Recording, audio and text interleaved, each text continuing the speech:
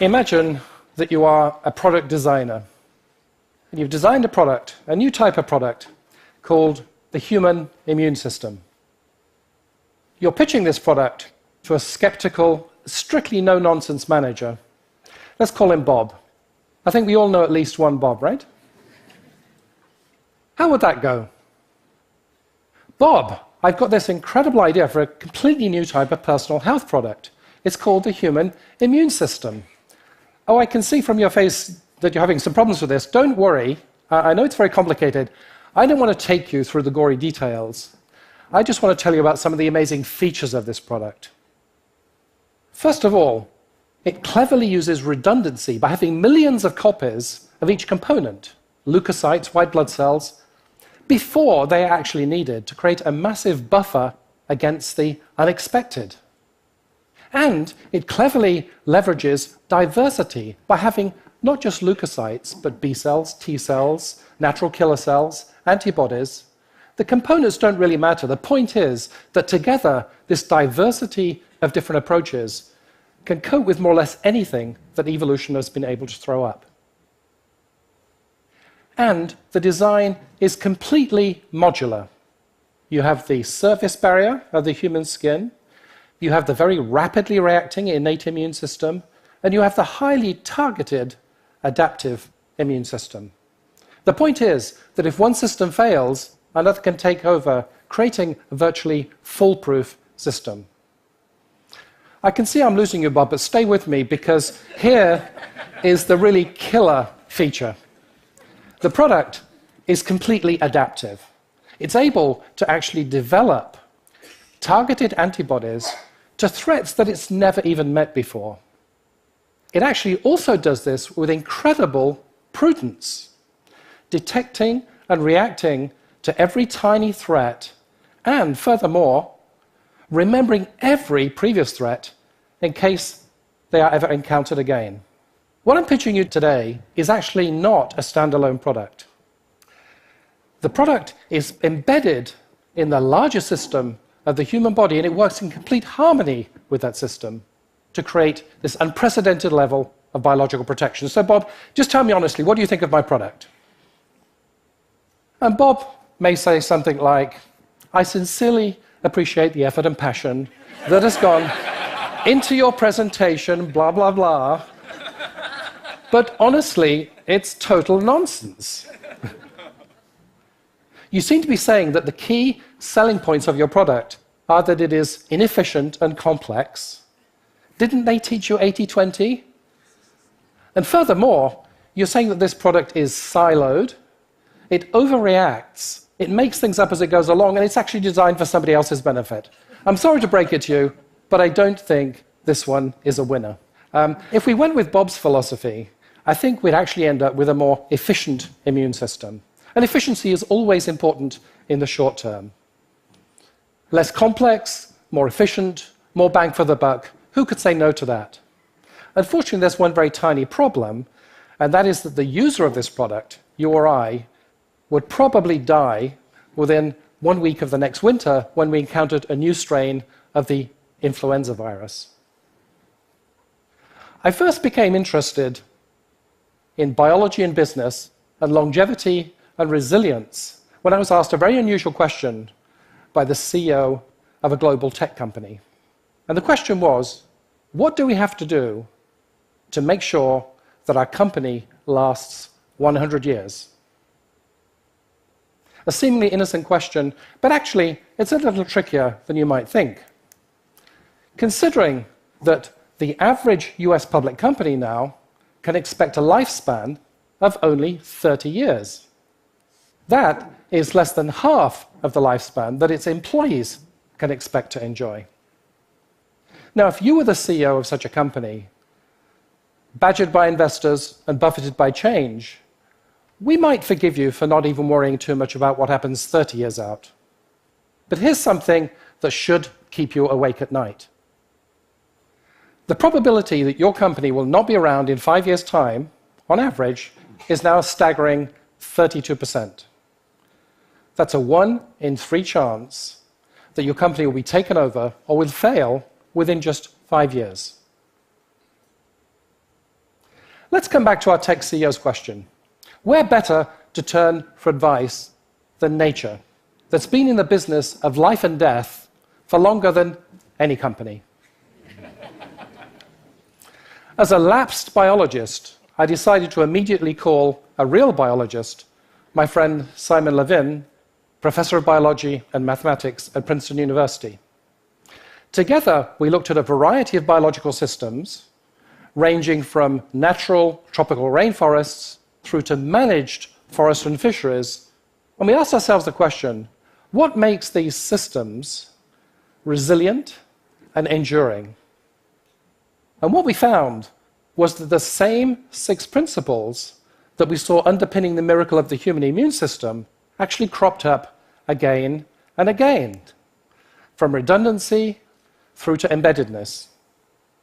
In fact, we saw these principles not only in biologically enduring systems, we also found them being very characteristic of long-lived social systems, like the Roman Empire and the Catholic Church, believe it or not.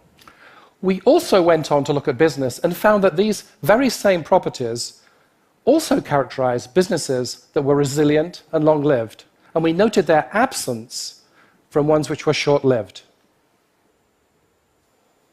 Let's first take a look at what happens when the corporate immune system collapses.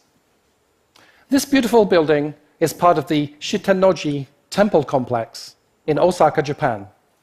In fact, it's one of the oldest temples in Japan. It was built by a Korean artisan because at the time, Japan was not yet building temples. And this Korean artisan went on to found a temple building company. Amazingly, his company, Kongo Gumi, was still around 1,480 years later. In fact, it became the oldest continuously operating company in the world. So how is Kongo Gumi doing today? Not too well, I'm afraid. It borrowed very heavily during the bubble period of the Japanese economy to invest in real estate, and when the bubble burst, it couldn't refinance its loans. The company failed, and it was taken over by a major construction company. Tragically, after 40 generations of very careful stewardship by the Kongo family, Kongo Gumi succumbed to a spectacular lapse in the ability to apply the principle of prudence. Speaking of company failures, we're all familiar with the failure of Kodak, the company that declared bankruptcy in January 2012. Much more interesting, however, is the question, why did Fujifilm, same product, same pressures from digital technology, same time, why was Fujifilm able to survive and flourish?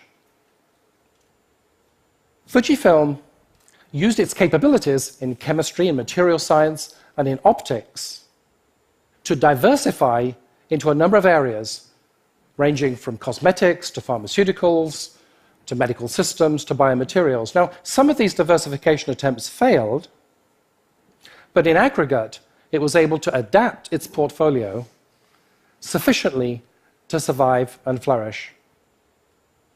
As the CEO, Mr. Komori, put it, the strategy succeeded because it had more pockets and drawers than the rivals. He meant, of course, that they were able to create more options than the rivals. Fujifilm survived because it applied the principles of prudence, diversity, and adaptation. A catastrophic factory fire, like the one we see here, completely wiped out, in one evening, the only plant which supplied Toyota with valves for car braking systems. The ultimate test of resilience. Car production ground to a screeching halt. How was it then that Toyota was able to recover car production? Can you imagine how long it took? Just 5 days, from having no braking valves to complete recovery in 5 days. How was this possible? Toyota managed its network of suppliers in such a collaborative manner that it could work very quickly and smoothly with suppliers to repurpose production fill the missing braking valve capacity, and have car production come online again. Toyota applied the principles of modularity of its supply network, embeddedness in an integrated system, and the functional redundancy to be able to repurpose smoothly existing capacity. Now, fortunately, few companies succumb to catastrophic fires, but we do read in the newspaper every day about companies succumbing to the disruption of technology. How is it then that the consumer optics giant Essilor is able to avoid technology disruption and even profit from it?